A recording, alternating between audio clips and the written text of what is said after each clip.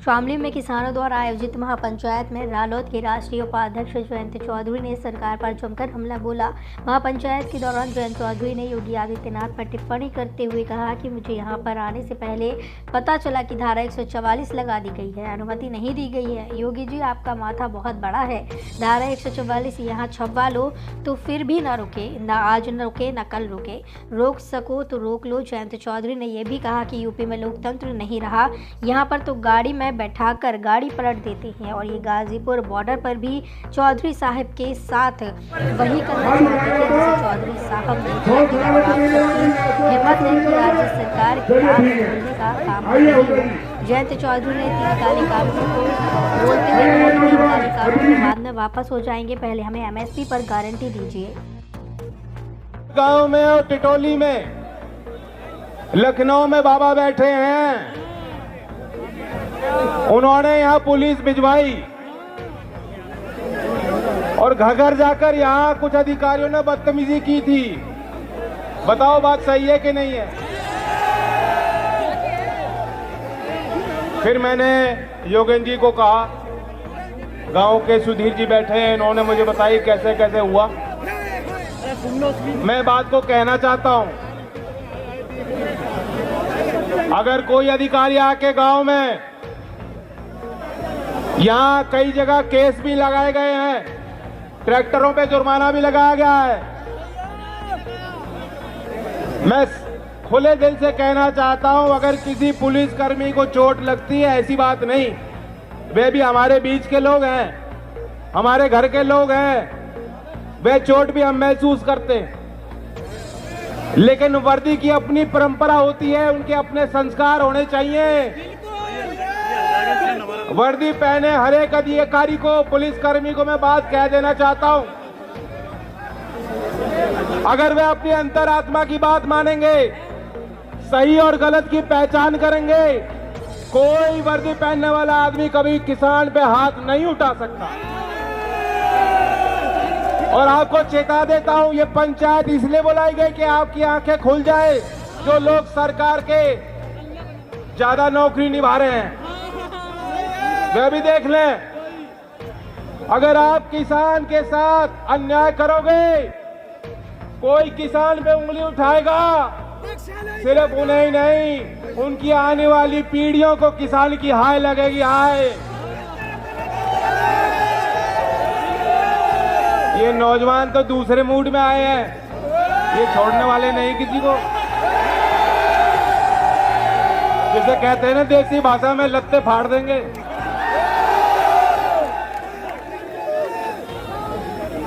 ये जो गूंज आज आ रही है, इसे बना के रखना है। फिर मुझे कहा गया जी यहाँ तो अनुमति नहीं मिली पंचायत करने की, धारा 144। योगी जी, आपका माथा बहुत बड़ा है, 144 यहाँ छपवा लो, हम तो फिर भी ना रुके, ना आज रुके ना कल रुकेंगे। रोक लो, रोक सको तो। और क्यों रुके हैं? हमने क्या गलत कर रहे? ये वो लोग हैं जो बनाना जानते हैं, निर्माण करना जानते हैं। देश को आजादी की लड़ाई में इन्होंने योगदान दिया, देश को बनाने का काम कर रहे हैं, पेट पालने का काम कर रहे हैं। और आज तो तिरंगा भी आपने दिखा दिया। ये भाजपाइयों को तो दूसरा झंडा थामना पड़ेगा, तिरंगा न बच रहा इनका। ये वो लोग हैं जो जब इन्होंने तिरंगा चलाया था, लड़ाई लड़ी थी, उनके हाथ में तिरंगा नहीं था, वह नहीं फहराते थे। और आज वे लोग आपको कह रहे हैं कि तुम लोग बागी हो गए, तुम्हारे अंदर राष्ट्रीयता नहीं बच रही।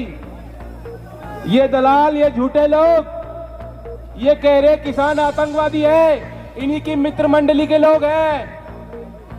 मुंबई वाले बैठी हैं, कंगना रनौत, उनका तो नाम लेना मुझे पसंद नहीं आ रहा। भाइयों, पहले उनकी फिल्म देखी हो, माफ है, आगे उनकी एक पिक्चर मत देखना तुम, जो तुम्हें आतंकवादी बताती हो। और आपने पता है ये वही लोग हैं जो शहंशाह बैठे हैं दिल्ली में, उन्हीं की मित्र मंडली है। एक उनके इशारे पे काम हो रहा है सारा। वही भाषा, कोई खिलाड़ी है, कोई एक्टर है, कोई सेलिब्रिटी है, वही भाषा का प्रयोग कर रहे हैं। और जवाब किसका दे रहे? कोई अंतरराष्ट्र में कोई है जो कह रहा है किसानों के साथ बुरा हो रहा है, हम किसान के साथ। क्या बुरी बात कह दी? किसको बुरी लगी और क्यों चोट लगी उस बात से? ये सच्चाई है। हमने देखा और आपने देखा है, दिल्ली आपकी, और आपको जाने से रोका जा रहा है, कील लगाई जा रही है, पक्का काम किया जा रहा है वहां के, कभी कोई किसान राजधानी में ना घुस पाए। दुनिया में वह तस्वीर जाएंगी नहीं क्या? और बदनामी किसकी होगी? पूरे देश की बदनामी हो रही है। अगर कोई अंतरराष्ट्र में बैठा कोई भी व्यक्ति अगर उस पर टिप्पणी करता है, इसमें कोई बुरी लगने वाली बात नहीं है, समझ से परे है।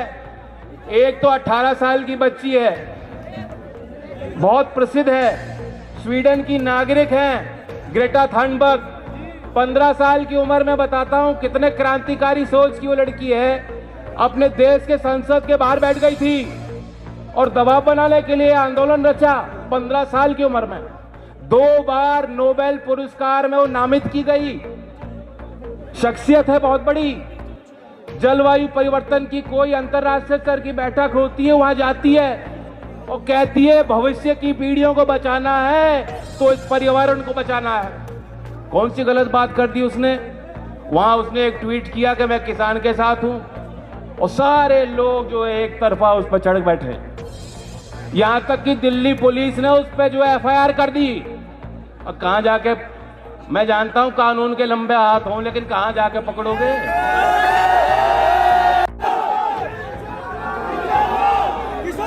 गन्ने की बात पे आ जाऊं, बहुत ओलिया यही इसी क्षेत्र का है मंत्री, इसी जिले का। केरला के चुनाव में उन्होंने कोशिश की थी, हमने एक ही नारा दिया था, वो नारे में आप जीत गए थे। जिन्ना जीतेगा या गन्ना जीतेगा? गन्ना जीता था। यही बात आज फैसला ले लो, बड़ी पंचायत में कह रहा हूं, फैसला ले लो।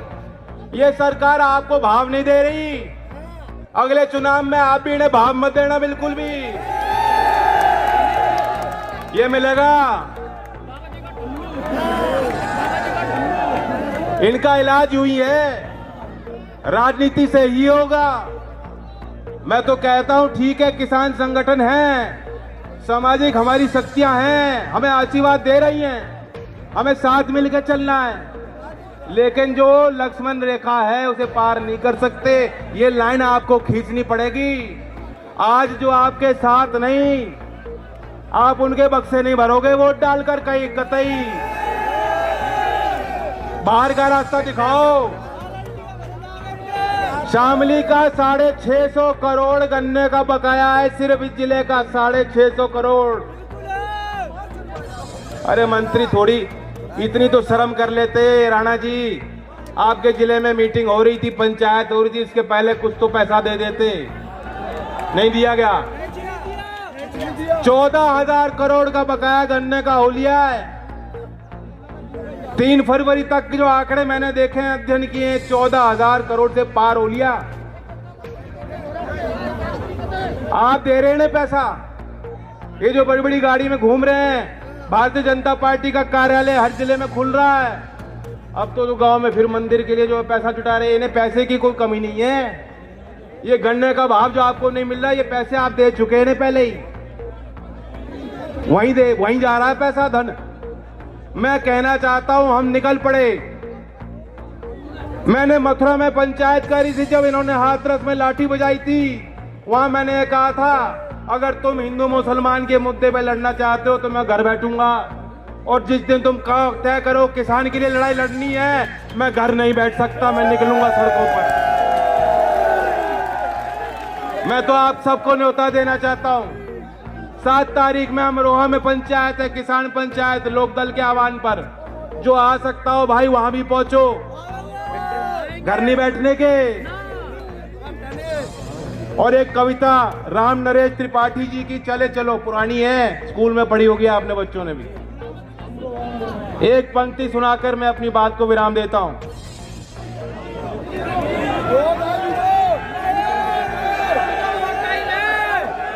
आए और चले गए कितने शिशिर वसंत, राही तेरी राह का कहीं ना आए अंत, कहीं ना आया अंत, तुझे तो चलना ही है, जीवन की ये आग जलाकर जलना ही है।